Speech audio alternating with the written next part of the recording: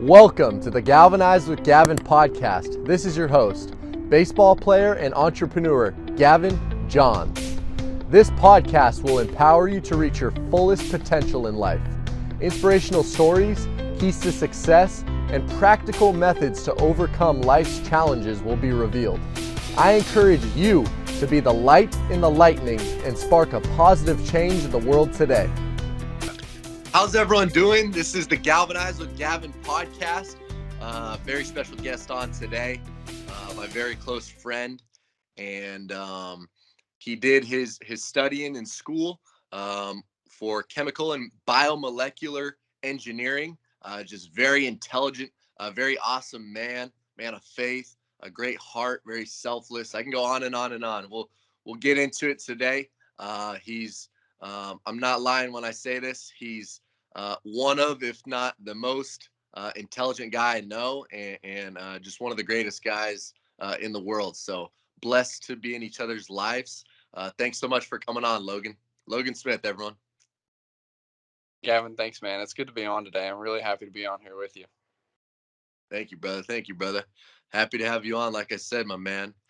So, yeah, we'll get into it. And so I gave a brief introduction, but I want to give a little bit more. Just so everyone knows, our relationship, how we originally met was at Tennessee Tech University through Kainos, the church that the Owens family leads. Dr. Rob, shout out Dr. Rob, and the whole Kainos family there. We love them. It was a great church, non-denominational, and we just connected. We built a relationship, got to know one another, and we ended up being roommates actually. So that was awesome year. And after that, or actually during college, Logan had an opportunity to work at Philadelphia Mixing Solutions. And recently he got a big job offer from Strongwell. So he's going to be a process engineer for them. Super excited about that opportunity for Logan. So a lot of great things going. Also, Logan, we'll get into it, but he was the treasurer for the Student Government Association, the SGA at Tennessee Tech. So he learned a lot through that. So definitely. So I guess the first question I wanted to ask you, Logan, is, what inspires you the most? Like when you wake up in the morning, like what gets you going? It's a really good question. Honestly, I think something that inspires me the most when I get up in the morning is if it's a sunny day outside, I get up and go look at the sky and the clouds and just think, what a beautiful world that we live in. It's just something to go outside and smell the clean, crisp air and just be able to be out in nature. Nature's just one of the most amazing things to me. And I know that sounds kind of cliche, but when you step outside and see the blue sky and see how complex everything is outside, it's amazing. And how actually chemical engineering itself ties into everything that we see outside. I mean, the trees, us getting oxygen from the trees and things like that. So I would say that I'm just inspired by everything around us. Like the everything outside in nature. It's beautiful. It's awesome. That's awesome. That's awesome. So speaking of nature, we went on some pretty cool hikes when we were in Tennessee. Middle Tennessee area, Cookeville, Tennessee, where Tennessee Tech University is. For those who do not know or have not been, they got some great hikes, great waterfalls. They got the Caney Fork River. What are some of your favorite hiking spots in Tennessee, Logan? Definitely the hiking spots that are out in Cookeville. That's one thing about Cookeville is that the hiking spots out there are great. I'd say one of my favorites is probably Burgess Falls. I wouldn't say that's my number one because there are so many favorites that I have that are out there in Cookeville. But if you haven't been to Burgess Falls, I highly recommend. the waterfall out there is huge, and there's one that's huge out there, but there's multiple, and it's just awesome to see how big these just pieces of nature can be, and it's really awesome. That's awesome. That's awesome. Yeah, that waterfall is incredible. We had a great time when we went, and like you said, nature just has this just peace to it. When you're out there, and just refreshing. So that's awesome. Thanks for sharing about that. So the next question I wanted to ask is about your faith. If you get to know Logan more than 5 minutes or maybe less, you'll know that he's a great man of faith. So I wanted to ask how that started. Um, I know a lot of these answers, but a lot of I want to give some light to you, and just show a lot of people some of your background. Maybe if you wouldn't mind summarizing, maybe a brief, faith story, and how you created that relationship with Christ. Yeah, absolutely. When I was a little kid, um, I spent a lot of time with my grandmother in the summer, and my grandmother, she was an awesome woman of faith. She was always praying for me and her other grandchildren, and she really walked her faith. You could just see the love of God in her, and how she shared with others. But um, one day, I was I was at a summer Bible camp with her, and there was just something that drew me to. Something that drew me to the Lord, I believe, and so I asked to be saved there, with my grandmother. My grandmother prayed with me, and she was a huge integral part of my faith all throughout my life, from that moment on. Um, and then I think I probably had a big turning point in college. Um, college can can be a tough time for some people, whether it's finances or just the work life balance is extremely hard, because in college you have a lot of schoolwork and things like that. um, so it was very difficult for me, with finances, and I had a lot of work, going into an engineering background, and so there were lots of times in my college career where it was just, I was completely overloaded with stress and things of that nature, just amongst other things. But I really saw the Lord show up in my life, a lot, through college, because I think that in that time, I believe my heart was more vulnerable to him, which is an awesome spot to be in. So, and then since I've graduated college, it's been really awesome because I've been able to reconnect with my church back in my hometown, here in East Tennessee and Bristol, and the Lord has given me awesome opportunities here, and it's just been a huge blessing. But I think that's kind of my story in a nutshell.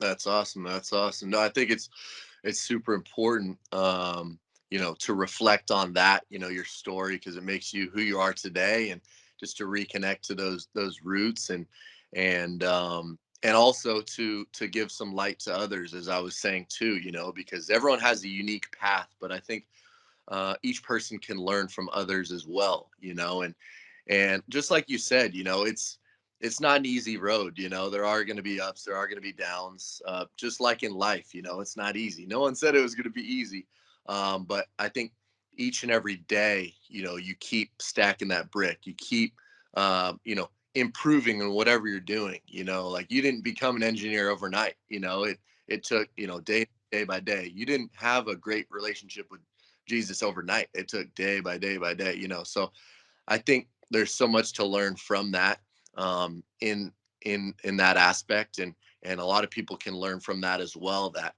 good things do take time. You and I always talk about this. As much as we want things to happen now, and everything like that, that we got to be patient. We got to be patient through the process, and that's the difficult part. As humans, especially with today's day and age and today's culture, technology, or you can order something online and get it shipped overnight. We're so used to getting things instant, but it's that delayed gratification which actually pays off the most. So In regards to that, actually, that's actually a great segue to the next part. Um, um, you know, I want you to talk about patience a little bit, because I think that you've been a great model of patience. You have great wisdom, and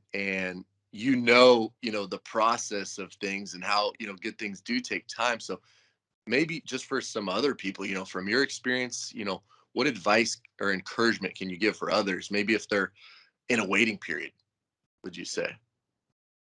Yeah, absolutely. I think I'll talk a little bit about the patience that I had to have in my college career. Um, so going through going into college and starting off with all of my other colleagues, I was not the smartest one in our group, and I really had to work hard um, in order to go through the engineering degree, because there's so much in it, and there's always a heavy workload, and there were times throughout that I didn't make the best grades, and I would get really discouraged from that. But um, I would put my head down, like the next semester, and work harder. And one semester, I had a really awesome professor and ended up making a really great grade in this hard engineering class, and that was some good hope and encouragement for me. But it was it was a while, until I got to that class from when I started. And so I had to be patient each day and just know that going into engineering is something that I chose, and I was very determined to complete that once I started. And so just holding on, if you've started something, if you're in some sort of process, holding on and being patient is so important. And just knowing that you've chosen something for a reason is really important. Just having faith in your own reasoning for what you've chosen, and then each day just doing your best in whatever it is, and being patient with yourself. I think it's so important to, in whatever you're doing, put your head down and give it your best. And even if you are not doing great, or if you fail at something, be patient with yourself, and get up the next day and do it again. I think it's important to give yourself grace and be patient with yourself. I love that. I love that. That was so elegantly put. But that was great. That was great. Perspective, and just like I said, a lot of people will learn a lot from that. It's not easy, like you said, but just holding on to that and keep going. And like you said, reminding yourself when it does get tough why you started. So that can push you to the end and push you to that finish line. Um, the next question I wanted to ask was more current time. So um, you have been in a waiting period. There were some, uncertainty of what the future was going to hold for you and things like that. I've been in plenty of those places in my life, whether it's a week long, whether it's a month long, whether it's a year long, where God puts us in these places, these times of transition where we're not sure where our direction's going to take us. What advice do you have for people during that period of time? Because I know that's a common question I get asked. Um, you know, what do I do? Where do I go? How do I know what to do next? What advice would you give for people who are on that point? Maybe just getting out of college, starting their working career, or maybe a job transition, whatever it may be. What would you recommend for them? Yeah, absolutely. I think that if you're already on a path, say you've graduated college, or and you're looking to get a job, or you're even looking to be a professional athlete, you know what you've invested in yourself up to this point, right? So I think it's really important to apply yourself, put yourself out there, and network. I know that people talk about networking so much, but um, I'll go a step further on the networking bit. Just talking to your friends, talking to your circle outside of friends, just talking to people. And if people ask where you're at in life, the biggest thing to me is just being honest and giving them the spiel about where you're at in life. And honestly, people know people. If you tell somebody about where you're at in life and they're genuinely concerned, that might lead to an open door. And I think that's really part of applying yourself, putting yourself out there, whether you're looking for a job, whether you're looking for this professional team to sign with, um, putting in your job applications, doing your due diligence. I think that's a part of the required work that you have to put in. But put that work in. Be diligent every day. Get up, put in the work. Put in your job applications. Even if you've put in tons and tons of applications and you're still not getting anything, be patient with it. And then going a step forward, when you get offers, when you have offers from multiple jobs, when you have offers from multiple professional teams, um, just know that you've put in the work up to this point and that you have these opportunities, and just weigh out these opportunities. Figure out where do you want to be located geographically.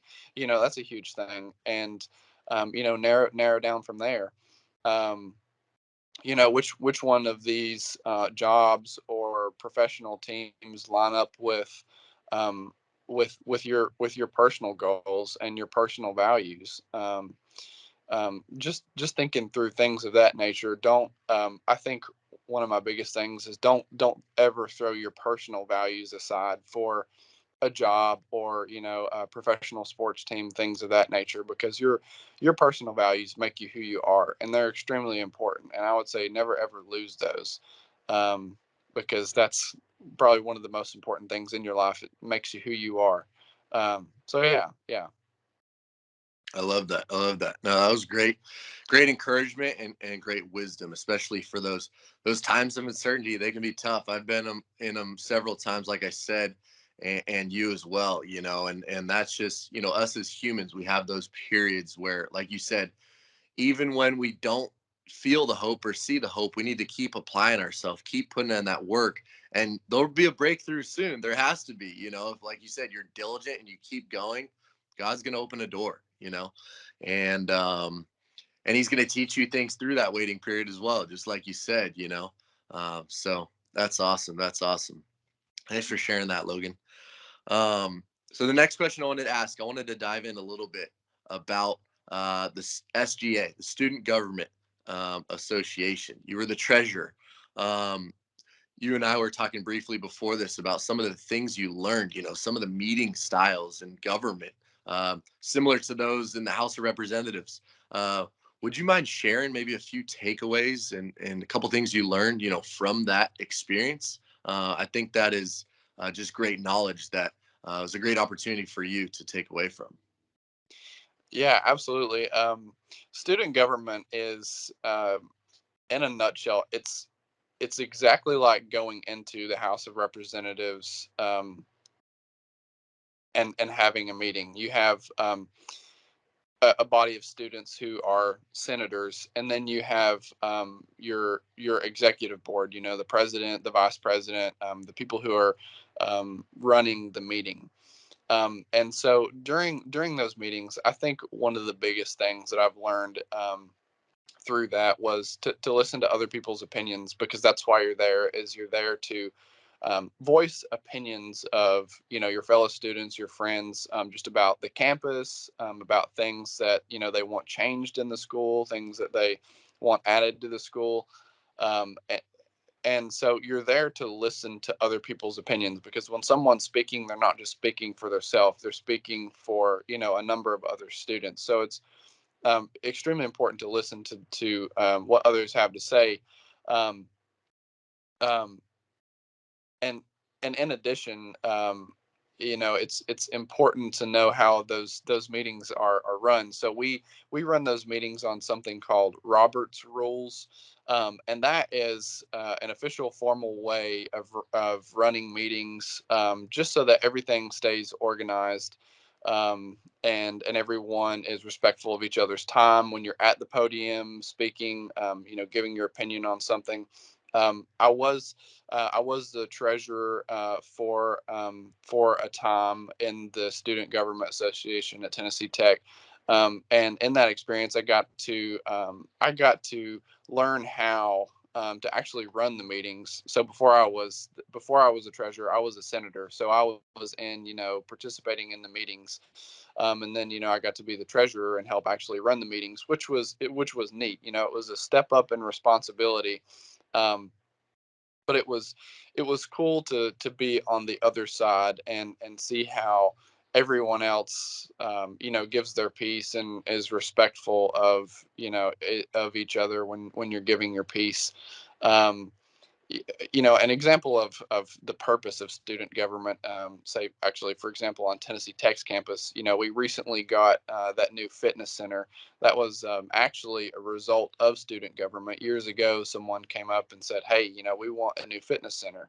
And it did take years to process, but that's something that student government does. And so as a treasurer, someone on the executive board, you're not only in charge of like running the meetings, you also get to help push these initiatives forward, like the new fitness center, which is good. It's like I said, it's a lot of listening to others, being patient with others, and also time and task management, because there's so much to manage during a meeting and then outside of meetings. Managing all of the requests and things put in by senators. It was a neat learning point in my life. Oh, that's awesome. That's awesome. Thanks for sharing about that. I think that's just very interesting, and I'm glad you had a lot of great learning points and takeaways, because that is just such a great opportunity to set you up for success in the real world, and and to hear the impact that you made in that aspect, as far as a major university, in Tennessee. And for those who haven't seen the fitness center, it's absolutely incredible. It's breathtaking. It's an amazing, state of the art facility. The whole campus of Tennessee Tech, they've made a lot of great improvements, and it's only going up. So I'm really excited for what just the whole university's got going for them. It's very exciting. Um, so I wanted to ask, I guess, now more for you on your engineering side, as far as your education, from the chemical and biomolecular engineering. For me, I have no idea what that is. Even you're studying in your room, I'd come in, you're reading your books all the time, and I'm like, I still don't know what it is. Would you mind giving people a summary, and then maybe talking about a few of your favorite takeaways, key points from that? Because I think that's super awesome. Your knowledge and your depth of understanding just in that field. Yeah, absolutely. I'll touch on the chemical engineering part first, and then I'll touch on the biomolecular engineering part second. They're very, very intertwined, for sure. So chemical engineering, gosh, it's really hard to put chemical engineering in a nutshell, but I'll give an example. So chemical engineering is a lot of taking things on a small scale and then producing them on a large scale. For example, Nalgene bottles. I'm sure you've seen the Nalgene bottles, these plastic bottles that people love to take on hikes with them. They're very flexible. They're extremely strong. Those are one of the many things that are produced by chemical engineers. They take certain types of plastics, and they process these, and there's lots of chemical reactions involved. There's mixing. It's designing the process um, around the product that's being produced. So you figure out at a lab scale, how this plastic reacts in the lab. So under a microscope, all those little chemicals, all the theoretical stuff behind it, and then the chemical engineers say, okay, I want to take this little itty itty bit, and I want to make thousands and thousands of gallons of this stuff, and then pour it out into a mold that forms and hardens and makes this Nalgene bottle. So in a nutshell, chemical engineers are taking a little bit and making a ton of it, and using the math and chemistry behind that in order to scale up from that small amount to a large amount. So that's kind of the chemical e side of things. Now, the biomolecular side of things is, it's kind of what it sounds like. It's the biology side, and so I'll go to, something I talked about earlier about what inspires me in nature. So I talked about, going outside and seeing the skies and the trees and things in nature that inspire me. Something, um, on the biomolecular engineering side of the spectrum in nature is, I'll take a tree for example. You see the trees and how trees have so many leaves. Um, well, the trees are exactly like our lungs. If you look at our lungs, they look like trees on the insides because they have little alveoli on the end, and that alveoli is what, when we take a breath, that's what allows oxygen to get into our body and to go to our muscles and our heart and all that stuff. That's how oxygen gets in. Well, in the trees, it's the same thing. The leaves, so the carbon dioxide that we breathe out, it goes over the leaves and gets into the leaves, and that's how the trees breathe. And Mm. then they put out the oxygen for us Wow. to breathe in. So it's this awesome relationship, that we have with trees. I guess you could call it a relationship. Trees, grass, things alike.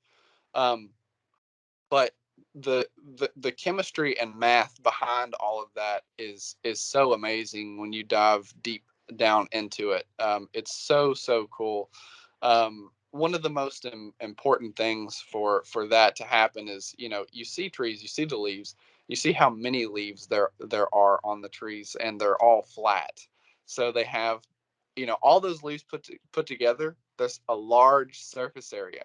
So Wow. like our lungs, all of those alveoli, if you unfold them, and if you unfold them all and put them all together, they're the size of a tennis court. That's a lot of surface area, and it's so cool that that's perfectly designed and put in our body, and it's able to function so awesome. So that's kind of like a little bit of the biomolecular side. It's kind of biology, but the biomolecular engineering side of things is just how these, chemical engineering systems work in living things. Our bodies are huge chemical engineering systems, and we just don't realize it, and it's so neat. But that's, um, I think one of the things that inspires me in nature is just like the complexity of it. So, yeah, that's a bit of the engineering side. That's awesome. That's awesome. No, that was a great breakdown. Very very concise, and obviously you have a great understanding of it that you can explain it into simpler terms. For people like me and people listening. So thanks so much for sharing that insight. I definitely appreciate it. Um, so building off of those questions, the next question I wanted to ask is, keys to success.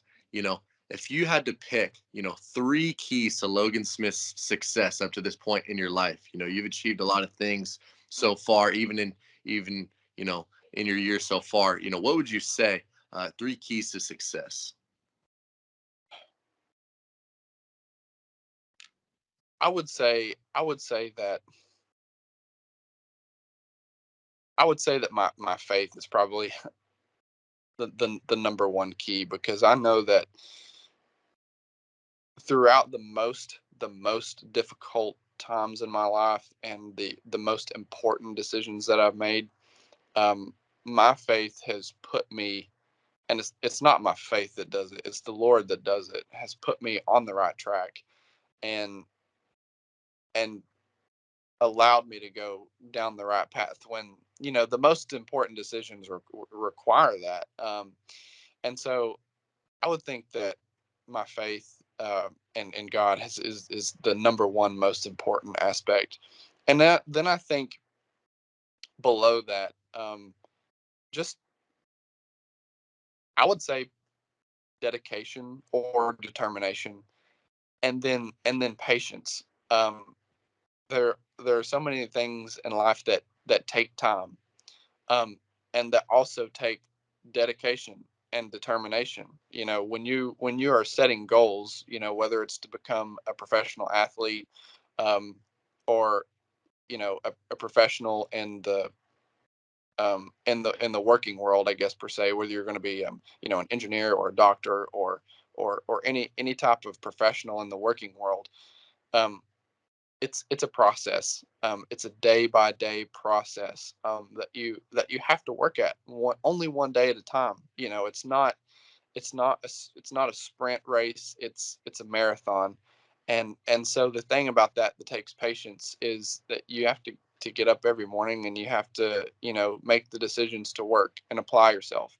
um and and so I think where the faith part comes in there is just um you know helping you prioritize things, and then and make the right decisions, morally, ethically, things of that nature. Just making good, healthy decisions. Am I saying that I always make the right decisions? Absolutely not. Absolutely not. um, but but I am saying that my faith has helped steer me, away from different, wrong decisions, um, which has helped keep me on, a good path. Um, but but definitely to the patience thing. Um, of course, you have to be dedicated, and determined on any sort of difficult path that you're on. Um, it was not easy, for me to say, okay, I'm going to go and do engineering for 4 years, in school, and then I'm going to come out and be an engineer. That was 4 years of blood, sweat, and tears, and it was very hard. And um, you have to be patient with that process, because, like I said, it's a day after day thing, and you have to be patient day after day. Just like you do with baseball. You get an injury, you have to be patient with that, because there's nothing that you can do about it, except for to do your due diligence, to do the things that you need to do to heal.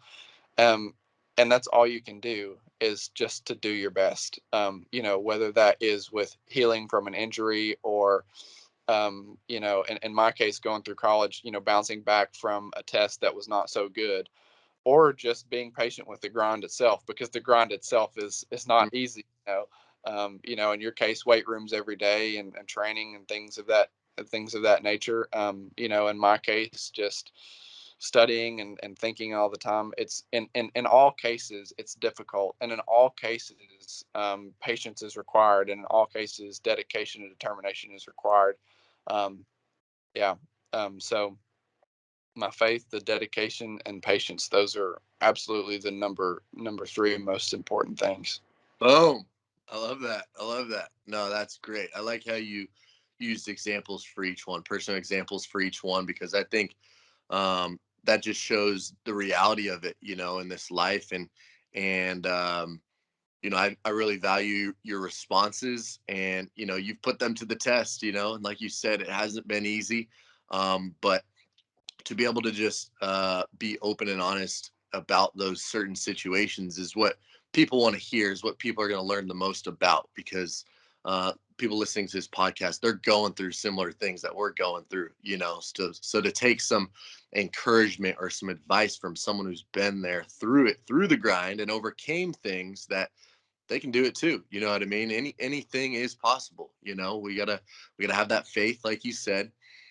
We got to have that focus and determination, and that passion, and then we got to be patient, you know what I mean, through the process. And it can be done. It literally says, I can do all things through Christ who strengthens me. That's how it happens. It's not, doesn't say I can do, some things maybe, through Christ. No, it's like I can do all things through Christ who strengthens me. Anything is possible. And so that's definitely awesome. I really appreciate you sharing that. So next question I wanted to ask is, if you can meet someone famous, dead or alive, who would it be and why? Oh gosh. I have an immediate answer to that. Let, let me give two answers. Yeah. Um, my immediate answer, I think, dead or alive. I think my immediate answer would to be to possibly to meet Jesus in person, and to ask him questions. Because in the Christian faith, there's so many things that are just awesome, and you're like, well, like how does this happen? Like how do all these amazing things happen? Like, for example, how our universe came into existence. There are many Christian scientists and atheist scientists, who ponder this every day, and they each have an answer, um, but I can just kind of see God smiling down on us, doing all our calculations, thinking and all this stuff, and saying like, "You're doing good," like just some of those neat questions. Um, so I would say definitely number one, Jesus. I think that would be awesome. Number two famous person. Um,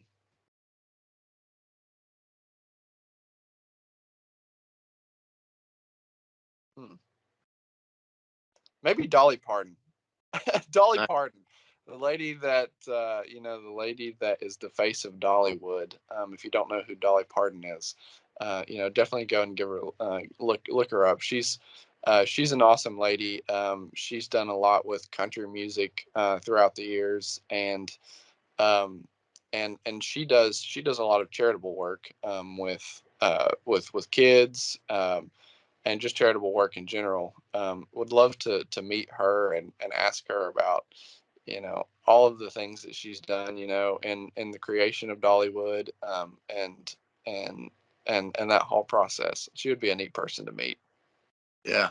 No, that'd be awesome. That'd be awesome. Yeah, two great answers. Uh, so we're about to wrap up here. We're almost done. Couple last couple questions here. Thanks everyone for staying until this long. Have a lot of great answers, that you've given, Logan, and people are going to take a lot out of this. I know I keep saying that, but it's true. So you went to the Passion Conference, right, recently, Yeah. and you had an amazing experience there. Got to see a couple old friends and got to hear Tim Tebow speak. Tell us about that experience. Yeah, passion was huge. So I'm 25 years old, and this was my first time going to Passion. I've heard my friends talk about Passion for a long time, but I've never been. So I thought, I had this opportunity to go this year, and I thought, I want to go experience this, before I really, really get into the workforce, with this new job that I've got. So I thought, well, this might be once in a lifetime experience. I don't know, but so anyway, I decided to go, and it was awesome. So it was in Atlanta, Georgia, in the Mercedes-Benz Stadium. And if you've never been to the Mercedes-Benz Stadium before, it's ginormous. You walk into the stadium, and it's fully enclosed and everything. You walk into the stadium, and it's like a whole new world in there. It's so big. I don't think I've ever been in a stadium that big before, and just to see, all of these people come together, and for one purpose, to hear the word of God spoken, um, and and to also participate and worship together was an amazing thing. Um, and yeah, I got to see Tim Tebow speak in person there, and a number of other really really famous speakers. Levi Lusko was there in person. Jackie Hill Perry. She gave a message. I don't think she was actually able to be there in person, but her message was there, and it was really awesome. Um, And I did get to catch up with an old friend of mine. Shout out to my friend Crystal Liebenberg. Love her. She's a good friend of mine from Tennessee Tech. She's an athlete herself. Awesome person. So that was neat. But the Passion Conference itself is huge. You know, it's a 3-day conference, and there it's a lot to take in. The messages are very powerful, and they give you something to think about. And the message that you receive there, it's something to think about for weeks and months to come. So the Passion Conference is definitely something neat to go to. I would recommend. That's awesome. That's awesome. Yeah, thanks for sharing that. So, last question, wrapping it up. Actually, I got two more questions. Two more questions. Okay. Second, wrapping it up. For those who do not know, Logan has one of his kind of interests is helicopters. So he got to have some great conversations with my uncle Mike, who was a helicopter pilot in the Navy, and they had some great conversations. So I wanted you to just kind of touch on maybe your interests, fascination for helicopters. Maybe we have some people here listening that they have a helicopter. Maybe they'll take you up on it. I don't know. So I just sharing something about that. That'd be awesome. Yeah, absolutely. So I I love aircraft, whether it's a helicopter or an airplane. But I've had this fascination with helicopters for a while. When I was a little kid, my dad's best friend in the army is actually a helicopter pilot, and he was traveling across the United States. And one day he gave my dad a phone call and said, "Hey, I'm flying over. I'm close to the airport that's near you." He said, I'm gonna land and refuel. He's like, you guys want to come out and see the helicopter?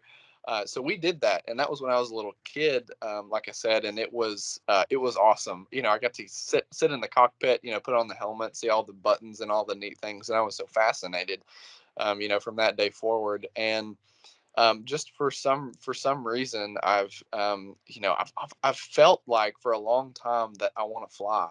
Um, and But I've only actually ever flown in a helicopter twice, and both times I loved it. I loved it so much, and up to this point, I've been kind of waiting, and trying to play my moves right and see, about going to get lessons flying in a helicopter, or a plane, just to go up and see if I actually like it, see if that's something that I want to do, and possibly morph into a career in the future. I know I'm an engineer right now, but if I really like flying planes, go and get a license if I really love it. But that's been a thought in my mind for a long time. Like I said, I've always had this fascination. Um, but yeah, I think aircraft are awesome, and I would love to be able to fly a helicopter one day. Yeah, absolutely, absolutely. Yeah, even if whether, like you said, morphs into a career or just a hobby, or uh, I feel like you're going to be making a lot of money one day. Maybe you'll just have your own helicopter, personal. You never know. Come watch me play baseball. Let's go. Right, that's right. No, but that's awesome. That's awesome.